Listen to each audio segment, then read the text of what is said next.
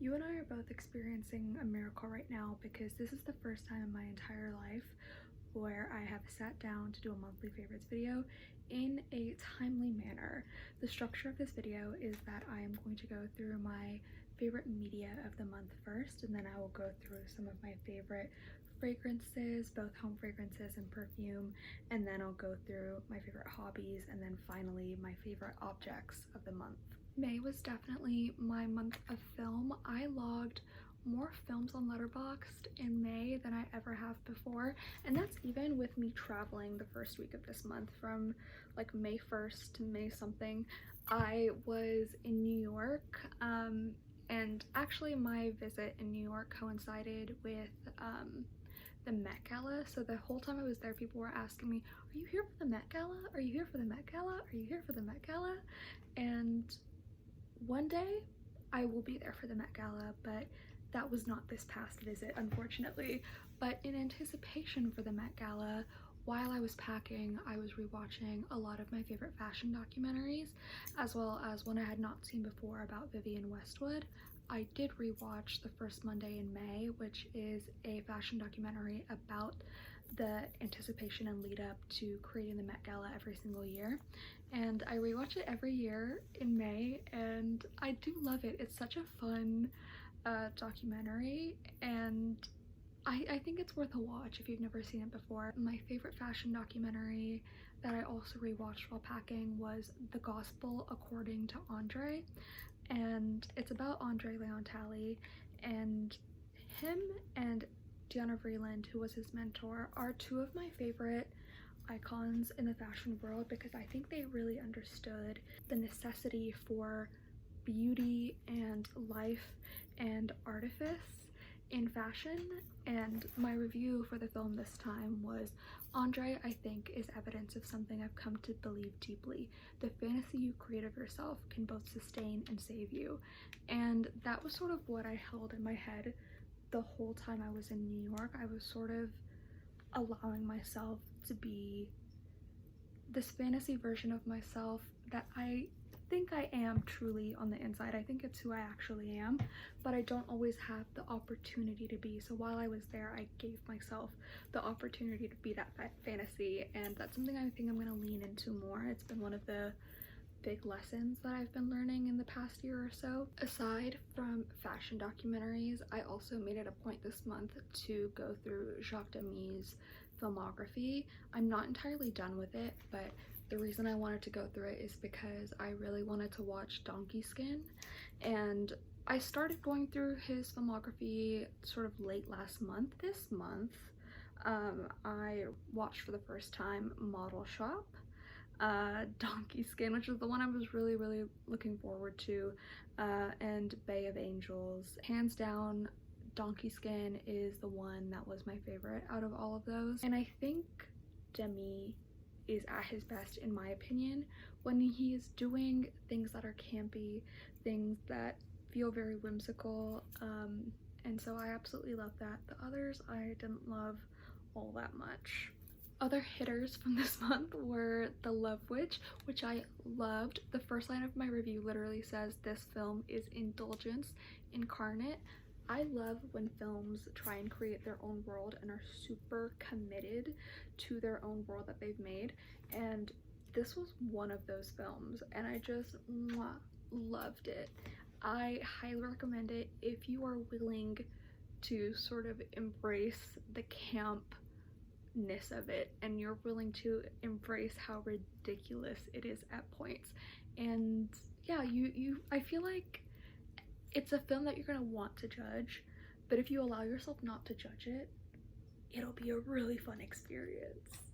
The last two films that I'll mention for this month are Joyland and To Wong Fu, Thanks for Everything, Julie Newmar.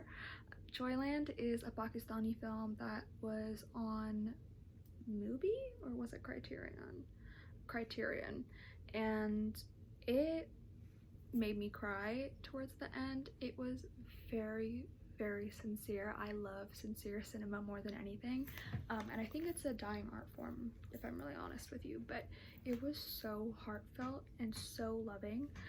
It's about a family, mostly about the man, the younger brother in that family, falling for a trans woman, and it's set in Pakistan, so as you can imagine, that, you know, plays a dynamic with the culture and the family situation and queerness, and how both the family and the culture handle it are really interesting. It's also one of the films that I watched this month that had this common theme of female desire.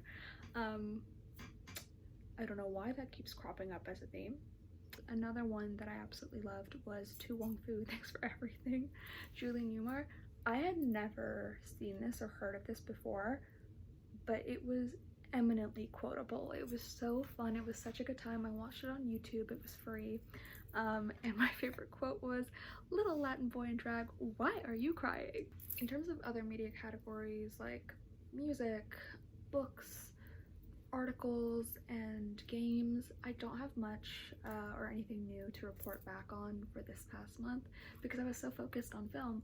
But I will say, one of my favorite things from this past month was re-listening to old classics. So I've been re-listening to Dean Martin, particularly Mambo Italiano, like no one's business, and also Dolly Parton, because I Will Always Love You played at the end of Priscilla, which was one of the films I watched this month, and that song is so beautiful. Dolly is so incredible. So I've been re-listening to a lot of classics, basically, including Killer Queen by Queen, and that was probably my most listened to song of the month. Okay, now it's fragrance time. Starting with the home fragrance. This is from Anthropology. I'll try and find the name and put it on the screen because unfortunately I ripped off the stickers, but this is a very luscious, warm, summery floral. I was very surprised by this. It smells a lot like perfumes that I normally gravitate towards, and I found that a lot of floral candles just are bad at capturing florals without smelling incredibly artificial, so I was very surprised by this. Absolutely love it. It's very gorgeous, and I've been using a candle warmer with it, hence the horrific tunneling. But I find that using a candle warmer instead of lighting it helps the scent, you know, project further into my room, and it keeps it from getting too smoky, which is an issue that I have with candles, and I don't particularly enjoy when candles get overly smoky. But moving on to the perfumes, this is Sol Salgado by Thomas de Monaco. It has a similar floral quality, like the warm, heady floral quality to the candle from earlier, but this also smells a lot sluttier and salacious than I was expecting, and it has some notes that I do not own in any other fragrance. So ambergris, I don't have another ambergris fragrance, and linden blossom, which I also don't have in another fragrance. And interestingly, one of the stores that I went to while perfume shopping had another linden blossom fragrance that I think I'm going to purchase. Linden Blossom, I think I like you. And then the other fragrance that I purchased is Neroli 36 from Le Labo. Girl, I knew Le Labo was expensive, I just didn't realize how expensive. Sorry about my dad's phone ringing. This and the other Le Labo fragrance that I bought, Lease something, are absolutely beautiful, but this is definitely not one of those warm florals that I normally gravitate towards. It's not coconutty, it's not beachy and like sun vibes to me. It's a lot fresher, it's a lot soapier, it's a lot more clean girl, which is a descriptor that I absolutely hate, but I smelled this and I understood. It's very bubbly and effervescent and very much just smells so refreshing and energizing. I immediately perk up when I smell this, and it has this like cold quality, hence like the effervescence that I was talking about.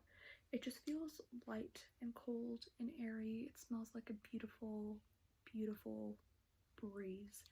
Absolutely love it. Next up, let's talk hobbies. Journaling, junk journaling is definitely my favorite hobby of the month. When I was in New York, I went stationery shopping, and this is one of the things that I ended up buying. It is a TWSBI Diamond 580 in the color Iris. I got a fine nib, and I should have gotten an extra fine nib. I guess they must have not had it in stock. I always go for the thinnest nib that I can find, but this is definitely the best constructed fountain pen that I've ever used, and I've currently filled it with just a little bit, I don't know if you can see it, with just a little bit of like a beautiful sparkly pink ink that I got a sample of. I love a little piston fountain pen, and I've been writing with this in my journal constantly. And speaking of journaling, this isn't my actual journal. This is one of my junk journals. It's the one that I'm most committed to at the moment. I have a few, but this is the one where I'm trying to make everything look beautiful instead of just looking junky. First, let's see if I can find the brand. This is Esme, and it's just beautiful, like perfect, thick, like cardstock, like blank paper, which is really good for junk journaling, at least how I do it. For this journal, when I was in New York, I bought this paper. It's essentially just tissue paper, but I felt like this would be a beautiful background to a handful of my spreads, and I will show y'all a few of those spreads. So this is actually an invite that I got before I went to New York for an event that was, I believe, earlier this year or late last year. It's September, and I had already had this page done, but I went out and I ripped everything off of it. I unglued this invite, and I put the tissue paper underneath it. I stamped over it, and I really just like love how I used it here. On this page I have like a little rip of it that I used, as well as like on the edges you can see it, because it's also on the previous page as a full background. Okay, final category is objects that I love. I'll start off with the one set of objects that I bought for my trip to New York, and the rest were things that I already owned, some of which are secondhand. But the first group of things that I actually bought for my trip to New York are these bagoo bags. I'm not the biggest bagoo girl, mostly because I don't love the look of most bagoo bags, and yeah, I don't know, I'm very much like a cutesy purse girl instead. But I knew when I was going to New York that I would be doing a lot of shopping, and I wanted a shopping bag that I knew would hold up and would be lighter than most of the totes I own. I own a lot of like heavyweight totes, and I didn't really want to take those or use those, and a lot of them are merchy, and I don't really like wearing merch. So I bought these instead. It's a beautiful floral print one, and then this is a Julia Hewer one.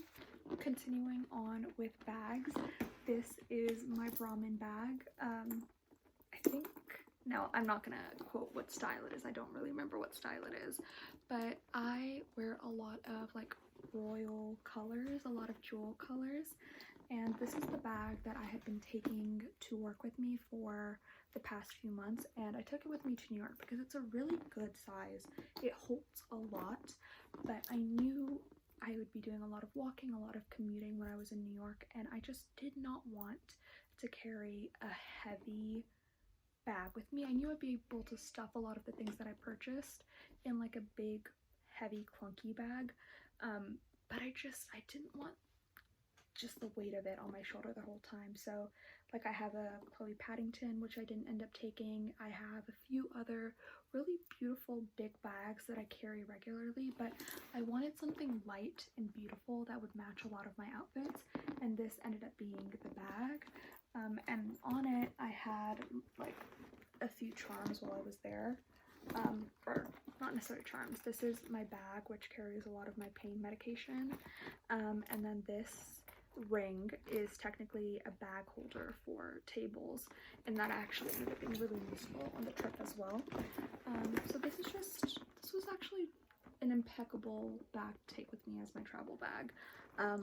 Simple and holds just enough to make it through the day without being too much of a burden on your shoulder. And the next workhorse bag is this old school like mulberry bag that has been absolutely beaten up. I got this secondhand and it's the bag that I take with me to work.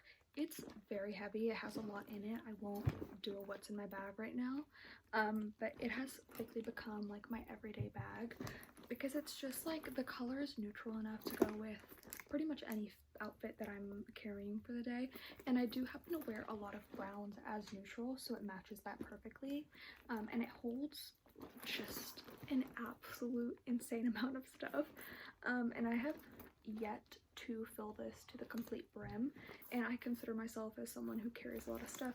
In fact, when I was carrying this bag to work, I would regularly just not be able to close it, even though it holds a lot. So there'd be some days where I wanted to like shove in more food and snacks, or I wanted to shove in an extra notebook and I just couldn't manage it. But this one, I can keep on going and she keeps on taking it. So that's my go-to work bag for the past few weeks. Okay, finally for accessories, this is a flower that I got at the flower district when I was in New York. I bought a lot of fake flowers while I was there because I want to convert them into various accessories, and this has been my go-to hairstyle lately, of just like having a nice little bun up with a claw clamp. You can see it's a mess right now, but I just want my hair out of my way, but I want it to still have like some fun or some dimension, which is why I've been making more floral like hair clips and hair accessories for myself, so that it still feels like I have like some sort of dynamic hair or headpiece going on without needing, you know, to get anything in my actual face. Like I don't really love like having my bangs out, which is why I never have them out. So yeah, that has been my go-to hair accessory. And that's it for my May 2025 monthly favorites. If you have any favorites from this past month, particularly movies or books or music that you really recommend, please share with me. I'm always looking for more media recommendations. Or if there's just anything in your life that you've really been loving, please let me know. Thank you for watching, and I'll see you next time. Bye!